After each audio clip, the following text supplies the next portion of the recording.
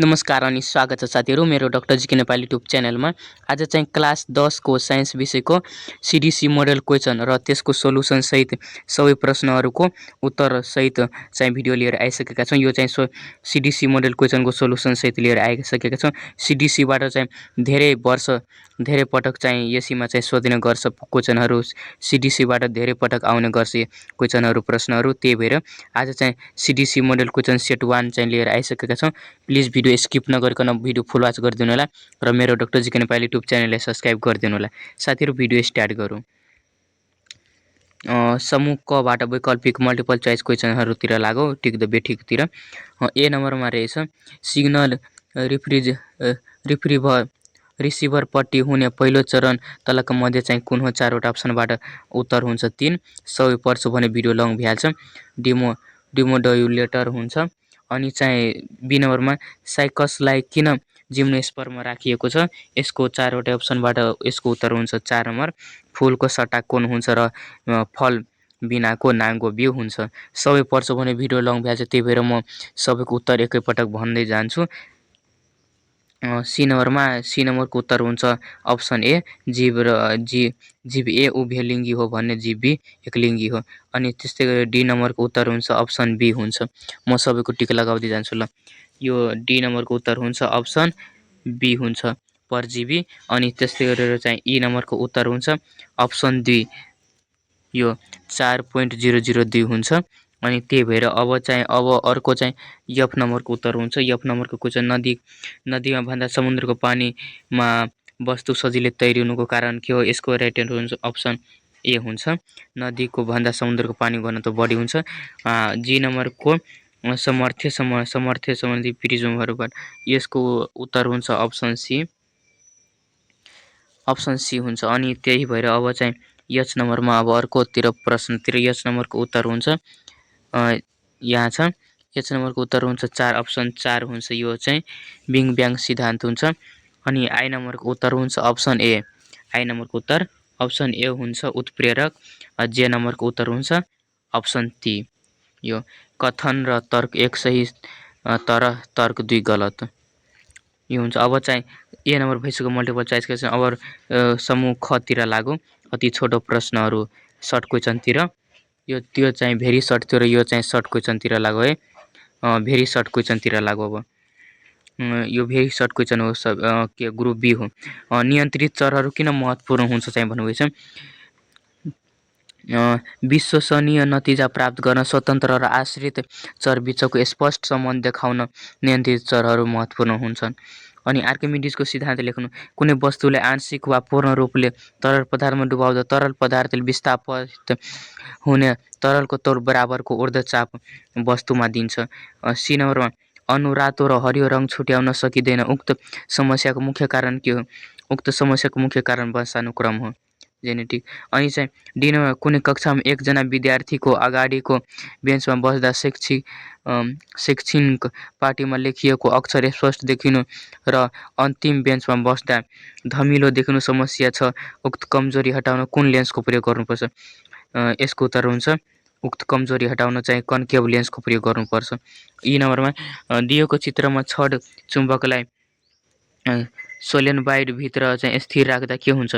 दिएको चित्रमा छड चुम्बकलाई यहाँ चाहिँ यो चित्रबाट तपाईँहरूले अध्ययन गर्नुपर्छ। यहाँ चाहिँ तपाईँहरू यहाँ चित्र हेरिरहेछु। यो चित्रहरूबाट के भन्छ? सोलेनोइडभित्र स्थिर राख्दा ग्याल्भोनोमिटरको सुईको चालको चाहिँ दिशा परिवर्तन हुँदैन। एफ नम्बरमा ब्रह्माण्डको भविष्य निर्धारण गर्ने प्रमुख कारक तत्त्व के हो? ब्रह्माण्डको भविष्य निर्धारण गर्ने प्रमुख कारक तत्त्व गुरुत्वाकर्षण हो, ग्रेभिटी। फलामको मुख्य धाउको नाम लेख्नुहोस्। फलामको प्रमुख धाउको नाम हेमाटाइट हो। र जुन साथीहरूलाई इङ्ग्लिस मिडियममा चाहिन्छ प्रश्न क्वेसनहरू पनि इङ्ग्लिसमा पनि तपाईँहरू कमेन्ट गर्छ भने म त्यो पनि भिडियो बनाएर छिटै नै ल्याउनेछु। यदि चाहिन्छ भने कमेन्ट गर्नु होला। यस नम्बरमा प्रतिकले प्रयोगशालामा रिडक्सनबाट प्राप्त तामालाई शुद्ध बनाउन इलेक्ट्रोरिफाइनिङ विधि छनौट गरे। उनले अशुद्ध तामालाई सेलको ऋणात्मक ध्रुवमा र शुद्ध तामालाई सेलको धनात्मक ध्रुवमा पोजिटिभ ध्रुवमा जोडेर इलेक्ट्रोलाइटका रूपमा कपर सल्फेट प्रयोग गरे। उनले यो विधिमा गरेको त्रुटि के हो? उनले यो विधिमा गरेको त्रुटि चाहिँ अशुद्ध तामालाई सेलको खनात्मक ध्रुवमा नजोड्नुको कारण हो, नजोडेको थियो। आई नम्बरमा दिएको हाइड्रोकार्बन बीच सक्रियताका आधारमा एउटा कारक फरक लेख्नुहोस्। फिगर 1 फिगर 2 यी दुईबाट कुनै एउटा फरक रहेछ। फिगर 1 को हाइड्रोकार्बन कम सक्रिय र फिगर 2 बढी सक्रिय छ हाइड्रोकार्बन।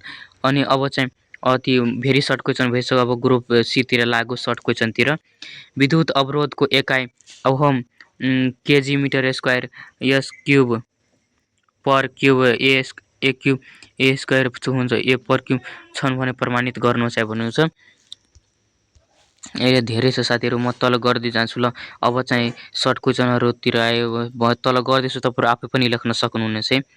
जहाँ त जुन गाह्रो हुन्छ त्यो म बुझाइदिनेछु।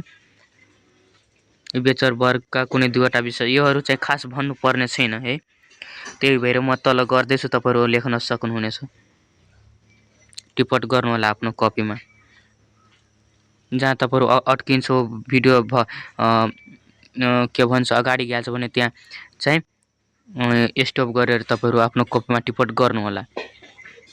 र अहिलेसम्म मेरो डाक्टर जीके नेपाली युट्युब च्यानललाई सब्सक्राइब गर्नु भएन भने कृपया च्यानललाई सब्सक्राइब गरिदिनु होला।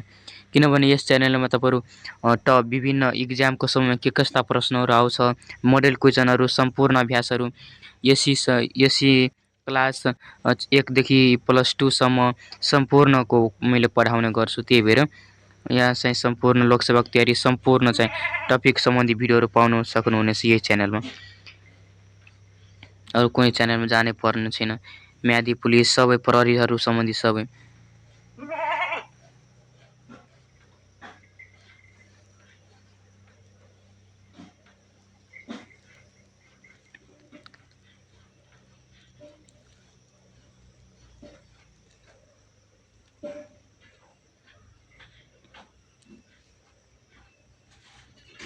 यतिसम्म थियो साथीहरू है।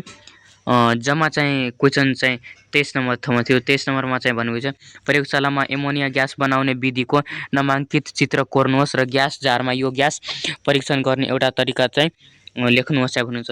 यहाँ चाहिँ चित्र पनि रहेछ र कसरी प्रयोग गरिन्छ त्यो पनि तल लेख्ने दिएका छौँ। साथीहरू यो भिडियो तपाईँहरूलाई कस्तो लाग्यो कमेन्ट गरेर बताउनु होला। अब तपाईँहरू कुन विषयको कति कक्षाको मोडेल क्वेसन पेपर चाहनुहुन्छ, कुन टपिकमा कुन विषयको टपिकमा चाहनुहुन्छ भिडियो कमेन्ट गरेर आफ्नो कमेन्ट चाहिँ प्रतिक्रिया दिनु होला कमेन्टमा लेखेर। अनि मलाई पनि थाहा भएछ अनि साथीहरूले यो टपिकमा भिडियो चाहिन्छ भने म चाहिँ त्यो टपिकमा बनाइदिनेछु।